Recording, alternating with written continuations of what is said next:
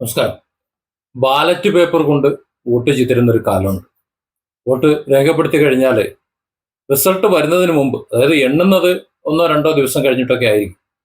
വോട്ടെണ്ണൽ ഇന്ന ദിവസം എന്ന് പറയുന്നത്. ചിലപ്പോൾ മറ്റ് സംസ്ഥാനങ്ങളിലോ മറ്റെവിടെയെങ്കിലും തെരഞ്ഞെടുപ്പ് ഉണ്ടെന്നുണ്ടെങ്കിൽ അതോടൊന്നിച്ചായിരിക്കും എണ്ണുക. ആ ദിവസം എണ്ണാമെന്ന് കരുതി മാറ്റിവെക്കുകയാണ് ചെയ്യുക.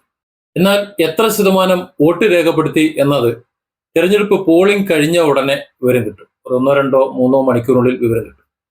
അങ്ങനെയാണ് നമ്മുടെ ബാല്യം മുതൽ കണ്ടിരിക്കുന്ന എല്ലാ തെരഞ്ഞെടുപ്പുകളിലും അനുഭവം. എന്നാൽ കഴിഞ്ഞ ഏതാനും തെരഞ്ഞെടുപ്പുകളായി തെരഞ്ഞെടുപ്പ് കമ്മീഷൻ ആർക്കൊക്കെയോ വേണ്ടി പണിയെടുക്കുന്നു, എന്തൊക്കെയോ ചില സ്ഥാപിത താല്പര്യങ്ങൾക്ക് വേണ്ടി പണിയെടുക്കുന്നു എന്ന് ആരോപണമുണ്ട്. വോട്ട് ചോരിയുമായി ബന്ധപ്പെട്ടിട്ട് രാഹുൽ ഗാന്ധി അത് സംബന്ധിച്ച് വലിയ പ്രക്ഷോഭം തന്നെ നടത്തിയിരുന്നു. അന്നൊക്കെ കേരളത്തിലുള്ളവരോ പറഞ്ഞു, അതൊന്നും നടക്കില്ല, അങ്ങനെയല്ല ഇങ്ങനെയല്ല എന്നൊക്കെ. എന്നാൽ ഈ കഴിഞ്ഞ 9-ാം തീയതി നടന്ന തെരഞ്ഞെടുപ്പ് അത്തരത്തിലുണ്ട് എന്ന് തെളിയിക്കാം. അതായത് ആരാണ് ജയിക്കേണ്ടത് എന്ന്, ജനം എങ്ങനെ വോട്ട് ചെയ്താലും ആരൊക്കെ എങ്ങനെ ജയിക്കണം, എത്ര സീറ്റിൽ ജയിക്കണം എന്നതിനെ കുറിച്ച് കൃത്യമായി അജണ്ട ഇട്ട് അത് നടപ്പിലാക്കി.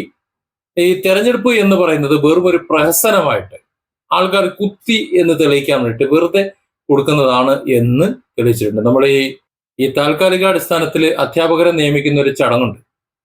ഒട്ടുമിക്ക സ്കൂളുകളിലും ആരെയാണ് നിയമിക്കേണ്ടത് എന്ന് നേരത്തെ തീരുമാനിച്ചിട്ടുണ്ട്.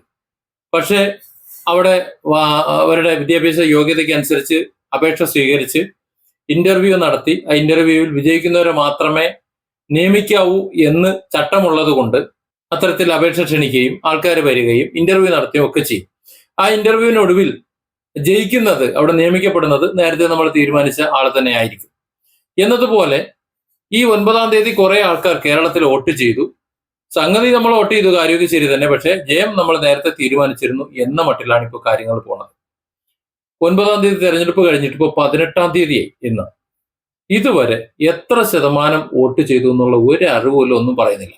ഇതിനിടയിൽ പെട്ടികൾ സൂക്ഷിച്ചിരിക്കുന്ന പലയിടങ്ങളിലും സംഘർഷം, ചിലയിടങ്ങളിലെങ്കിലും എന്തൊക്കെയോ ചില പ്രവർത്തനങ്ങൾ നടക്കുന്നതായി വാർത്തകൾ വന്നു. രാഷ്ട്രീയ കക്ഷികൾ, പ്രത്യേകിച്ച് കോൺഗ്രസിന്റെ നേതൃത്വത്തിലുള്ള ജനവിഭാഗങ്ങളും നേതാക്കളും ഒക്കെ സംരക്ഷണം കൊടുത്തുകൊണ്ട് ഈ പെട്ടികൾ സൂക്ഷിച്ചിരിക്കുന്നിടത്ത് കാവൽ നിൽക്കുന്ന ഒരു ചടങ്ങാണ് ഇപ്പോൾ നടന്നുകൊണ്ടിരിക്കുന്നത്. അല്ല, ഈ 9 ദിവസം കഴിഞ്ഞിട്ടും എത്ര ശതമാനം പേര് വോട്ട് ചെയ്തു എന്ന് എന്തുകൊണ്ടാണ് പറയാൻ പറ്റാത്തത്? അതോടൊപ്പം മറ്റൊരു ചോദ്യം കൂടി എനിക്കുണ്ട്. ഇത്തരത്തിൽ 9 ദിവസം കഴിഞ്ഞിട്ടും ഇത്ര ശതമാനം വോട്ട് എന്ന് പറയാൻ കഴിഞ്ഞിട്ടില്ല എന്ന് തെരഞ്ഞെടുപ്പ് കമ്മീഷനെ കുറ്റം പറയുന്ന ഇവിടുത്തെ കോൺഗ്രസും കമ്മ്യൂണിസ്റ്റും അടക്കമുള്ള പാർട്ടിക്കാർ. എനിക്ക് ചോദിക്കാനുള്ളത്, എല്ലാ ബൂത്തുകളിലും, അതിപ്പോ CPM-ന്റെ ചില പാർട്ടി ഗ്രാമങ്ങളിലുള്ള ചില ബൂത്തുകളിൽ മാത്രമാണ് മറ്റുള്ളവർക്ക് വന്നിരിക്കാൻ കഴിയാത്തത്, ബൂത്ത് ഏജന്റ് ആയിരിക്കാൻ കഴിയാത്തത്. അവരെങ്ങ് വിട്, അത് ഏതാനും ചില ബൂത്തുകൾ മാത്രമല്ലേ ഉള്ളൂ. ബാക്കിയുള്ള മുഴുവൻ ബൂത്തുകളിലും ഈ സ്ലിപ്പും കൊണ്ട് ബൂത്ത് ഏജന്റുമാർ അവിടെ ഇരിക്കുന്നുണ്ട്.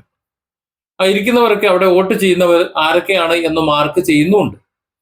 അങ്ങനെ ഒരു ബൂത്തിൽ 1000-1500 പേര് കൂടുതലൊന്നും ഇല്ല വോട്ട് ചെയ്യാൻ. ഈ 1000-1500 പേരിൽ എത്ര പേർ വോട്ട് ചെയ്തു എന്ന് കണക്കെടുക്കാൻ ഒരു പ്രയാസം ഉണ്ടാവില്ല.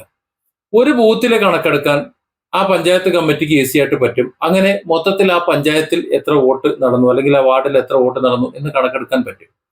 ഏതാണ്ട് ഓരോ ദിവസത്തിനുള്ളിൽ തന്നെ ആ പഞ്ചായത്തിൽ എത്ര ശതമാനം വോട്ട് നടന്നു എന്ന് അറിയാൻ പറ്റും.